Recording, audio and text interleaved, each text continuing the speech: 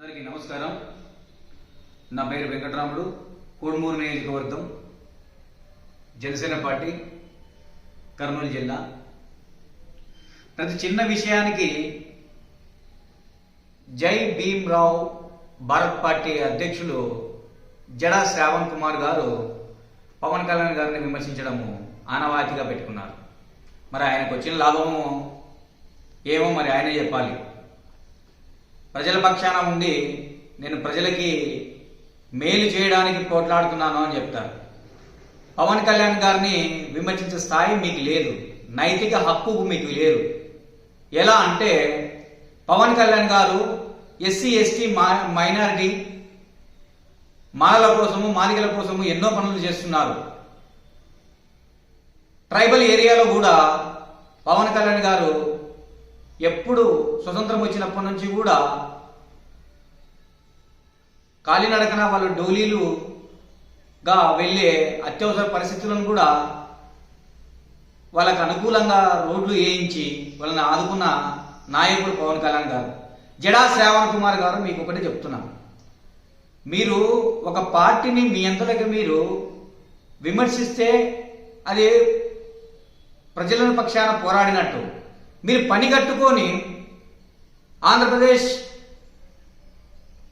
ముఖ్యమంత్రి వర్యులు చంద్రబాబు నాయుడు గారిని, ఆంధ్రప్రదేశ్ ఉప ముఖ్యమంత్రి వర్యులు పవన్ కళ్యాణ్ గారిని విమర్శించడము, అలాగే లోకేష్ గారిని విమర్శించడము ఆనవాయితీగా పెట్టుకున్నారు. అంటే కూటమి ప్రభుత్వంలో ప్రజలు సుభిక్షంగా ఉన్నారు అనే విషయము మీరు మర్చిపోతున్నారు. పవన్ కళ్యాణ్ గారు నేను చెప్తున్నాను, పవన్ కళ్యాణ్ గారి ఫోటో రాజ్యాంగబద్ధమైన పదవి మాత్రమే.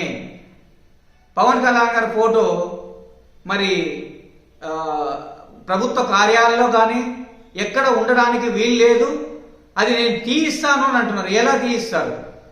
మీరు మీ స్వతహాగా ఒక మాదిగల కోసము అంటే మాలాంటి వాళ్ళ కోసం పార్టీ పెట్టామని మీరు డమ్కేసుకుంటున్నారు. సో ఆ డమ్కీలో మీరు చేసిన మేలు ఏం లేదండి. మీరు ఒకసారి ఆలోచించాలా. పవన్ కళ్యాణ్ గారు ప్రజల నుంచి వచ్చిన వ్యక్తి, 10 సంవత్సరాలు పోరాడి ప్రజల పక్షాన ఉండి ఈరోజు రాష్ట్ర ఉప ముఖ్యమంత్రిగా బాధ్యతలు చేపట్టి ఎన్నో కార్యక్రమాలు చేస్తున్నాడు. అది మీకు కనిపించడం లేదా? మీరు పవన్ కళ్యాణ్ గారిని విమర్శించే నైతిక హక్కు మీకు లేదు. పవన్ కళ్యాణ్ గారు ప్రజల చేత ఎన్నుకోబడి ఆయన ప్రజానాయకులు ఎన్నుకున్న తర్వాత ఉప ముఖ్యమంత్రిగా అందలం ఎక్కారనేది మీరు ఆలోచించి మాట్లాడాలి. మీరు కూడా హైకోర్టు జడ్జిగా ఉన్నారు.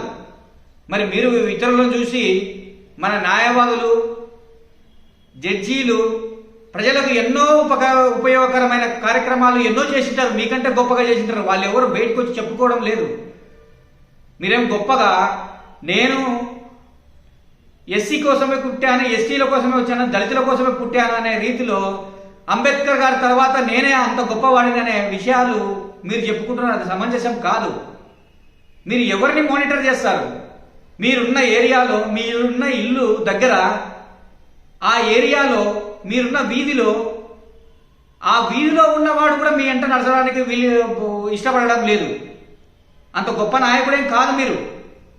మీరు గొప్ప నాయకుడు కావాలంటే ఇంకా పోరాటాలు చేయాలి. జడా శ్రావణ్ కుమార్ గారు మీరు ఒకటే చెప్తున్నాను, పవన్ కళ్యాణ్ గారిని పర్సనల్గా టార్గెట్ చేసి మీరు మాట్లాడొద్దు. పవన్ కళ్యాణ్ గారు ప్రజల కోసమై పుట్టిన వ్యక్తి. సినిమాల్లో వచ్చిన మహా మేధావులు గొప్పవాళ్ళు ఎన్నో సంస్కరణలు తీసుకొచ్చి ప్రజలకు మేలు చేశారు. అలాంటి వ్యక్తిత్వం గల మనిషి పవన్ కళ్యాణ్ గారు. మీరు సినిమాలను విమర్శిస్తారు, పవన్ కళ్యాణ్ గారిని విమర్శిస్తారు. ప్రభుత్వ కార్యాలయాల్లో పోవడంలో నేను తీసుకుంటాను, దళితులు ఎవడు ఓటేయడు, ఏంటిది? అంటే మీరు ఒక్కరైనా మీరు ఏమన్నా చక్రవర్తి ఏమన్నా దళితులకి? దళితుల చక్రవర్తి మీరు? శ్రావణ్ కుమార్ గారు మిమ్మల్ని అడుగుతున్నాను, దళితుల చక్రవర్తి మీరు చెప్పినట్టు వినడానికి? మీరు ఎవరండి మాకు చెప్పడానికి? మేము కూడా దళితులమే మాట్లాడుతున్నాం. మీరు ఆలోచించుకోండి. పర్సనల్ టార్గెట్ మంచిది కాదు. మీరు మేలు చేస్తే చేయండి, అది వద్దనడం లేదే.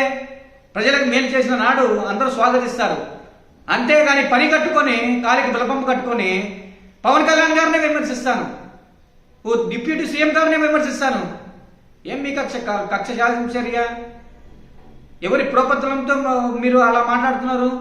ఆ ప్రోత్సాహ బలం ఇచ్చే వాళ్ళు కూడా నీకు తెలుసుకోవాలి. పవన్ కళ్యాణ్ గారు ప్రజల కోసం పాటుపడే వ్యక్తి. మీకు తెలియడం లేదా? ఇంత రాజకీయ చరిత్ర కలిగిన భారతదేశంలో, ఆంధ్రప్రదేశ్లో ఒక సామాన్యునికి చేతికి రాజకీయము అప్పచెప్తున్నాడే. ఇంకా అంతకన్నా ఏం కావాలా మీకు? దళితుల గురించి కానీ, మైనార్టీల గురించి కానీ, బీసీల గురించి కానీ పవన్ కళ్యాణ్ చూసి మీరు నేర్చుకోవాలి.